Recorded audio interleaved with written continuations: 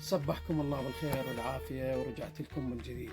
طبعا اللي عندهم تحسس بالشعر، فروة الراس، عندهم تحسس وما يقدرون يصبغون وعندهم شيب وما جاي يقدرون، يعني بأذية الصبغ اللي ويا الأكسجين. شوف اليوم شو وفرت لكم شامبو كاريزما.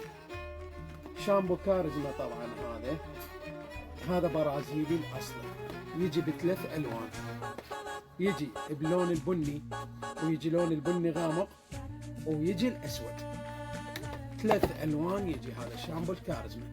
هذا من راح تفتحيه تنزلين مادتين تنزل بإيدكم خلال 8 دقائق يخفي الشيب تماما، ما راح تشوفون شيء.